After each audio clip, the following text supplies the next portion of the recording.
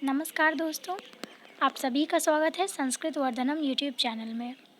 दोस्तों, आज की इस वीडियो में हम लोग LNMU BA part 1 Sanskrit honours paper 2 किरातार्जुनीयम से संबंधित जो भी इम्पोर्टेंट प्रश्न है उसको हम लोग देखेंगे। साथ ही साथ इसमें जो श्लोक पूछा जाता है तो उसमें कौन कौन सा महत्वपूर्ण श्लोक है उस पर हम लोग चर्चा करेंगे। तो आप लोग जानते होंगे कि किरातार्जुनीयम महाकाव्य से 10 मार्क्स के एक प्रश्न बनेंगे और श्लोक भी इससे पूछा जाएगा। श्लोक का हिंदी या फिर संस्कृत में व्याख्या करने को इसमें पूछा जाएगा। तो 10 मार्क्स का जो प्रश्न आता है उसके लिए मैंने यहाँ 4-5 क्वेश्चन रखे हैं। इन्हीं 4-5 प्रश्न में से एक प्रश्न आपको एग्ज़ाम में देखने को मिलेगा। आप इसको अच्छे से प्रिपेयर कर लीजिएगा और किरातार्जुनीयम से संबंधित प्रथम सर्ग और द्वितीय सर्ग, मेनली द्वितीय सर्ग और प्रथम सर्ग में 1, 2, 3 नंबर श्लोक, ठीक है। शुरू का जो 1, 2, 3 नंबर श्लोक है उसको याद करना बहुत ज़रूरी है, ठीक है। क्योंकि जब हम इन 5 प्रश्न को बनाएंगे, आप जब इसको लिखेंगे एग्ज़ाम में तो उसमें कुछ ऐसे श्लोक हैं प्रथम सर्ग के और कुछ द्वितीय सर्ग के ऐसे श्लोक हैं जिसको याद करना बहुत ज़रूरी है, ठीक है। तो कुछ श्लोक याद कर लीजिएगा और जो भी महत्वपूर्ण प्रश्न है उसको मैं यहाँ पे बता दे रही हूँ। तो चलिए आपको मैं यहाँ पे प्रश्न बता रही हूँ जो भी इम्पोर्टेंट है। पहला प्रश्न है, किरातार्जुनीयम महाकाव्य का सारांश प्रस्तुत करें। ये प्रश्न और प्रश्न नंबर 2 जो है, महाकवि भारवी के जीवन परिचय एवं उनके काव्य वैशिष्ट्य पर प्रकाश डालें। इन दोनों प्रश्न को मैंने सबसे पहले लिया है और वो इसलिए कि किरातार्जुनीयम महाकाव्य आप पढ़ रहे हैं तो उसमें सबसे पहले उसका सारांश क्या है और उसको लिखा किसने है, उसमें कौन सा रस है, कहाँ से लिया गया है, किस चीज़ के बारे में महाकाव्य है, ठीक है। जो कॉमन पॉइंट है इस सब को तैयार करना बहुत ज़रूरी है क्योंकि आप किरातार्जुनीयम महाकाव्य से संबंधित कोई भी प्रश्न बनाएंगे तो सबसे पहले इंट्रोडक्शन में आपको वही देना पड़ेगा। किरातार्जुनीयम महाकाव्य के बारे में थोड़ा सा सारांश लिखना होगा, इसीलिए इस प्रश्न को आप पहले तैयार करें। क्या पता यह आ सकता है आपके एग्ज़ाम में भी, लेकिन अगर ना आए फिर भी आप इसको तैयार करें क्योंकि इससे आपका जो बेसिक नॉलेज है किरातार्जुनीयम का वो क्लियर हो जाएगा। अब बात करते हैं सेकेंड नंबर क्वेश्चन का। तो सेकेंड नंबर क्वेश्चन जो भारवी के बारे में है, जो कि किरातार्जुनीयम के रचयिता हैं, तो उनके बारे में करना बहुत ज़रूरी है क्योंकि उनके कवित्व के बारे में और इनके जीवन परिचय, ये दोनों बहुत ज़्यादा मैटर करता है क्योंकि आप जब किरातार्जुनीयम से संबंधित कोई भी प्रश्न बनाएंगे तो उसमें थोड़ा सा कवि परिचय भी हमें देना होता है। तो वो कवि परिचय देने के लिए आपको ये प्रश्न करना होगा, भले ही आपके एग्ज़ाम में ये प्रश्न ना आए, ठीक है। अगर आता है तो बहुत बढ़िया और अगर नहीं आता है फिर भी आप कोई और क्वेश्चन बनाते हैं किरातार्जुनीयम का तो उसमें थोड़ा सा आपको भारवी के बारे में भी, उनके काव्य व्यक्तित्व के बारे में भी देना ही पड़ेगा कुछ पॉइंट्स, ठीक है। तो इसी क्वेश्चन को अथवा में ऐसे भी पूछा जा सकता है कि महाकवि भारवी का जीवन वृत्त एवं उनके भारवे अर्थ गौरवम, इस उक्ति का वर्णन करें। तो भारवे अर्थ गौरवम, जो कि भारवी के को ही कहा जाता है उनके अर्थ गौरव के लिए, अर्थात उन्होंने जो वाक्य कहे हैं वो हम लोगों के लिए एक लोकोक्ति का काम करते हैं, इसीलिए इस चीज़ को आप ध्यान में रखिए। भारवे अर्थ गौरवम, इससे संबंधित एक श्लोक भी है उसको याद करिए, ठीक है। इससे संबंधित जो भी कुछ श्लोक आपको मिले वो भी आप याद करिए, ठीक है। तो ये हो गया दूसरा प्रश्न हमारा। अब चलते हैं तीसरा प्रश्न। ये दोनों प्रश्न कॉमन था जो कि सब विद्यार्थी को करना चाहिए, किरातार्जुनीयम महाकाव्य पढ़ने वाले हर एक स्टूडेंट को। अब तीसरा प्रश्न है, किरातार्जुनीयम के आधार पर प्रथम सर्ग का सारांश लिखें। अब देखिए, मेनली हमें 2 सर्ग का करना है, ठीक है। द्वितीय सर्ग में जो भी श्लोक है वो आपके सिलेबस में है और प्रथम सर्ग से संबंधित श्लोक क्वेश्चन भी पूछे जाते हैं, श्लोक नहीं पूछे जाते हैं, बस इसमें प्रश्न पूछे जाएंगे जो कि प्रथम सर्ग का सारांश लिखने के लिए बोला जाएगा। तो देखिए, प्रथम सर्ग में किस चीज़ के बारे में है ये समझिए। प्रथम सर्ग में वो जो वनेचर है वो वनेचर सबको जानकर दुर्योधन की शासन व्यवस्था को जानकर आता है और उनको वन में युधिष्ठिर को यह सब वृत्तांत सुनाता है। तो ये चीज़ प्रथम सर्ग में दिया हुआ है, ठीक है। तो इसी प्रश्न को किरातार्जुनीयम के आधार पर प्रथम सर्ग का सारांश लिखें, ये प्रश्न हुआ। और इसी प्रश्न को जस्ट ऐसे भी पूछा जा सकता है कि युधिष्ठिर के प्रति वनेचर की उक्ति को बताएं या फिर दुर्योधन की शासन व्यवस्था का वर्णन करें।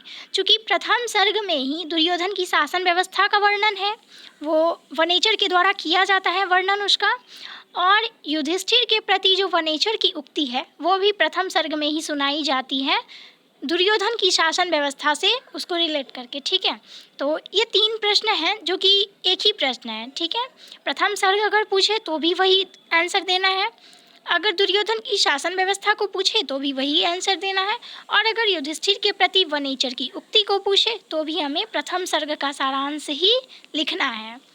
ठीक है, अब ये हो गया। अब हमारा चौथा नंबर प्रश्न है, किरातार्जुनीयम महाकाव्य का द्वितीय सर्ग का वर्णन करें।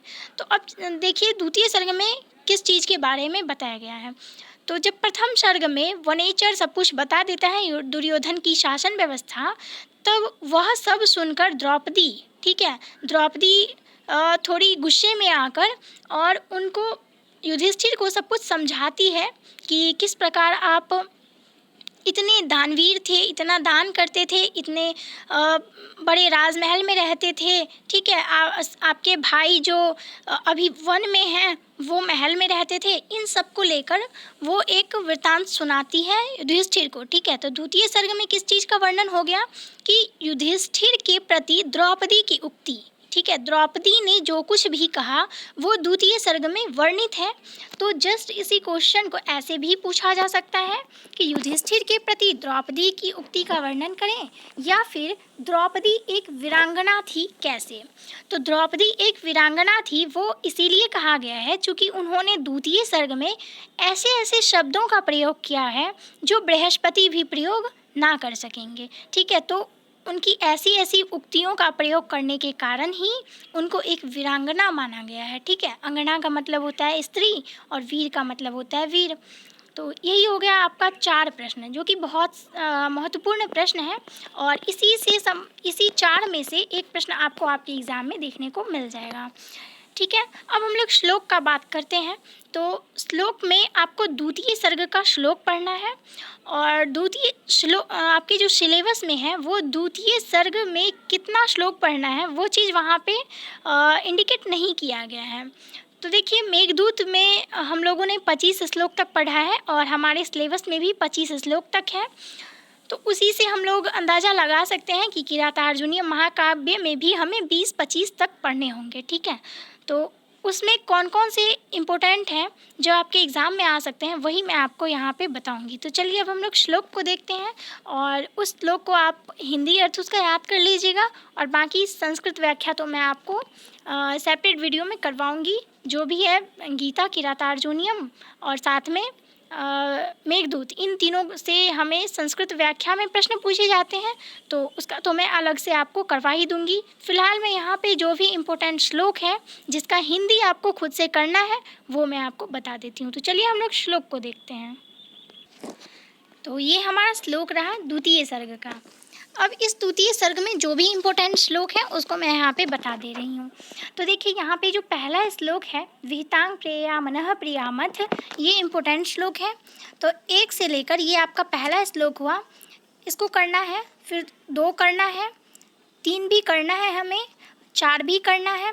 यानी यहाँ जो हमारे 15 तक श्लोक हैं वो इम्पोर्टेंट श्लोक हैं। ठीक है, यहाँ से आपके प्रश्न बन सकते हैं, बहुत अच्छे श्लोक हैं। ठीक है, अगर आप 15 तक नहीं करते तो 10 तक भी आप कर लीजिए, आपका इसी में से कोई श्लोक आ ही जाएगा। ठीक है, यहाँ पे आप देखिए श्लोक नंबर 10 नंबर श्लोक है ये, और फिर ये 11 नंबर है, ये भी बहुत ज़्यादा इम्पोर्टेंट श्लोक है। इसमें से हम किसी को नेगलेक्ट नहीं कर सकते, और वैसे भी आपका ऑनर्स संस्कृत है तो थोड़ा ज़्यादा ही पढ़िए सही, लेकिन इसमें आप कमी मत करिए संस्कृत पढ़ने में। ठीक है, तो आपका ऑनर्स पेपर है तो कम से कम 10-15 श्लोक तो आपको करने ही चाहिए। ठीक है, इसमें हम ये नहीं कह सकते कि केवल हम लोग गेस पर पढ़ लेंगे तो हो जाएगा, ऐसा नहीं है, आपको 15 तक श्लोक पढ़ना ही पड़ेगा। ठीक है, अगर आप आगे संस्कृत से कुछ भी करते हैं तो भी सही है, अगर आप नहीं करते हैं उससे तो भी आपको एग्ज़ाम में अच्छे से श्लोक का मतलब लिखने का जो मौका मिलेगा, मतलब द्वितीय सर्ग से अगर प्रश्न आते हैं तो आप इसको इंक्लूड कर सकते हैं, तो उसके लिए भी ये अच्छा है। तो आप 15 तक श्लोक को ज़रूर कर लें। जैसे कि मेघदूत में मैंने बताया था 10 तक बहुत ज़्यादा इंपॉर्टेंट श्लोक था, ठीक है, और एक 17 नंबर श्लोक था जो कि बहुत ज़्यादा इंपॉर्टेंट था। तो यहाँ पर 12, 13, 14, 15, ठीक है, यहाँ तक बहुत ज़्यादा इंपॉर्टेंट श्लोक है जिसको आप अच्छे से कर लें, ठीक है। ये 16 नंबर श्लोक हो गया, तो आप 15 तक आराम से अच्छे से कर लें। और कुछ 2 श्लोक ऐसे हैं द्वितीय सर्ग में जिसको आपको ज़रूर याद करना चाहिए। अगर द्वितीय सर्ग से प्रश्न आता है आपके एग्ज़ाम में कि द्वितीय सर्ग का सारांश लिखिए, जो कि 10 मार्क्स का आता है, तो उस द्वितीय सर्ग का जब आप सारांश लिखते हैं तो उसमें मैं जो अभी बता रही हूँ 2 श्लोक, उन दोनों श्लोक को आप ज़रूर ऐड कर दीजिएगा। वो दोनों श्लोक कौन सा है तो वो मैं आपको बता रही हूँ। देखिए, ये श्लोक है, श्लोक नंबर 30 है ये, ठीक है, द्वितीय सर्ग का श्लोक नंबर 30 है, लेकिन इम्पोर्टेंट बहुत है। इस श्लोक को आप द्वितीय सर्ग का सारांश लिखने वक्त अगर आपका द्वितीय सर्ग से संबंधित प्रश्न आता है तो आप इस श्लोक को उसमें ज़रूर ऐड करिएगा, आपको मार्क्स भी अच्छे मिलेंगे, ठीक है। श्लोक है, सहसा विदधित न क्रियां विवेकः परं आपदापदं वृणुते ही विमृश्यकारिणां गुणलब्धा स्वमेव संपदा। इसका अर्थ है कि बिना सोचे समझे कोई कार्य नहीं करना चाहिए। अविवेक अनेक आपत्तियों का कारण होता है। निश्चित रूप से सर्वविध संपत्तियां गुणवान विवेकी पुरुष का स्वयं वर्ण करती है, अर्थात यदि कोई बलात् राज्यादि संपत्ति अपने वश में कर लेता है तो संपत्ति स्वयं उसका परित्याग कर देती है। सोच समझकर कार्य करने वाले पुरुषों को ही संपत्ति अपना स्वामी बनाना पसंद करती है। अतः हमें कोई भी काम सोच समझ के करने चाहिए, जल्दीबाजी में नहीं करना चाहिए। इस श्लोक का मतलब यही हुआ। इस श्लोक को आप अच्छे से याद कर लीजिएगा। और दूसरा नंबर जो हमारा श्लोक है वो ये है, स्फुटतान न पदैर पाकृता न च न स्वीकृतमर्थ गौरवम रचिता पृथगर तथा गिरांग न च सामर्थ्यं अपोहितं क्वचित। तो यह श्लोक जो है वो भीमसेन के लिए प्रयोग किया गया है कि हे भीमसेन, तुम्हारे भाषण के सभी वाक्य अत्यंत सुस्पष्ट हैं, उसमें अर्थ गांभीर्य भी प्रचुर मात्रा में है, कहीं पर भी पुनरोक्ति दोष श्रवण गोचर नहीं हुआ। तो जब द्वितीय सर्ग में द्रौपदी समझा रही थी युधिष्ठिर को, तो उसी समय भीमसेन भी द्रौपदी की बात से सहमत थे और उन्होंने भी अपनी उक्ति को रखा, इसीलिए इस श्लोक का प्रयोग किया गया है भीमसेन के लिए, ठीक है, कि आपके अर्थ में कोई भी कमी नहीं है, आपने जो कहा है वो सटीक कहा है, ठीक है। तो ये श्लोक है और एक ये श्लोक है, आप इन दोनों को अपनी कॉपी पर नोट कर लीजिए और द्वितीय सर्ग का क्वेश्चन बनाते समय इन दोनों श्लोक को आप अपने नोट्स में ऐड कर लीजिएगा। तो ये दोनों श्लोक हो गया जो आपको याद करना है, ठीक है। और 1 से 15 तक आपको श्लोक याद करना है, इसी से आपका श्लोक का पूरा पोर्शन खत्म हो जाएगा। और साथ ही द्वितीय सर्ग से संबंधित जो भी श्लोक को याद करना है, मेनली तो हम हिंदी याद करते हैं श्लोक तो सारा याद नहीं करते हैं, लेकिन द्वितीय सर्ग का श्लोक 1, 2 और 3, इन तीनों श्लोक को आप याद कर लीजिएगा। और इन तीनों श्लोक को याद करके द्वितीय सर्ग से संबंधित अगर कोई क्वेश्चन आता है तो उसमें आप इसको ऐड कर दीजिएगा। तो आप सोच लीजिए कि द्वितीय सर्ग से आपका 5 श्लोक याद हो गया। अगर आप द्वितीय सर्ग में इन्हीं 5 श्लोक को लिख देते हैं और साथ ही साथ किरातार्जुनीय महाकाव्य से संबंधित उसका सारांश लिख देते हैं तो आपके मार्क्स बहुत ही अच्छे आ जाएंगे, ठीक है। तो ये श्लोक नंबर 2 और श्लोक नंबर 3 जो कि बहुत महत्वपूर्ण है, इन तीनों श्लोक को आप याद कर लीजिएगा। तो ये हो गया हमारा द्वितीय सर्ग का श्लोक। अब है प्रथम सर्ग का श्लोक जो कि आपके एग्ज़ाम में नहीं आएगा। वो प्रथम सर्ग का श्लोक आपके एग्ज़ाम में नहीं आएगा क्योंकि उससे श्लोक से संबंधित प्रश्न नहीं पूछे जाते हैं। अगर आपसे प्रश्न पूछे जाएंगे तो वो बस पूछे जाएंगे प्रश्न में, यानी कि 10 मार्क्स का जो प्रश्न आता है, अगर उसमें प्रथम सर्ग से संबंधित क्वेश्चन आए कि प्रथम सर्ग का सारांश लिखिए, तो उसमें 3 श्लोक है। ऊपर का जो 3 श्लोक है 1, 2, 3, वो तीनों बहुत ज़्यादा महत्वपूर्ण है, ठीक है। तो उसको भी हम लोग देखेंगे नेक्स्ट वीडियो में, या फिर मैं आपको नोट्स जब दूंगी आप लोग टेलीग्राम चैनल ज्वाइन कर लें, वहाँ पे जो भी यहाँ पे क्वेश्चन दिया गया है, 4 क्वेश्चन जो कि इम्पोर्टेंट है, उसका आंसर आपको टेलीग्राम चैनल पर मिल जाएगा। तो उसका लिंक भी डिस्क्रिप्शन बॉक्स में दिया हुआ है।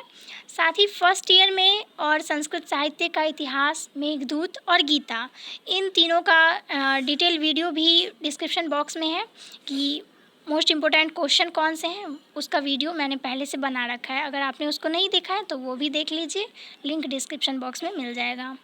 और जो भी महत्वपूर्ण टॉपिक पर मैंने वीडियो बनाए हैं, जैसे कि मेघदूत, किरातार्जुनीयम, संस्कृत साहित्य के कुछ टॉपिक पे मैंने वीडियो बनाए हैं, तो उससे भी आप अपना नोट्स बना सकते हैं। सारा आपको लिंक डिस्क्रिप्शन बॉक्स में मिल जाएगा। तो फिर हम लोग प्रथम सर्ग का जो श्लोक है, जो 2-3 श्लोक आपको याद करना है प्रथम सर्ग के लिए, तो उसको मैं आपको टेलीग्राम पर प्रोवाइड करवा दूँगी या फिर नेक्स्ट वीडियो में उसको हम लोग डिस्कस कर लेंगे। तो चलिए फिर हम लोग हमारा जो 2-3 टॉपिक अभी बाकी है, जो कि काव्य दीपिका और हमारा एक ग्रामर का पोर्शन लघु सिद्धांत कौमुदी, ये दोनों बाकी है। इस दोनों को हम लोग और दिन में 2-3 दिन में उसको हम लोग कंप्लीट कर लेंगे। फिर हमारा जो फर्स्ट ईयर का इम्पोर्टेंट क्वेश्चन का सीरीज़ है ये ख़त्म हो जाएगा। फिर जो भी इम्पोर्टेंट है, कुछ ऐसे पार्ट्स हैं जिसको अलग से तैयार करवाना होगा, उसका वीडियो मैं लाती रहूँगी। और तब तक के लिए धन्यवाद। फिर हम लोग मिलते हैं नेक्स्ट वीडियो में।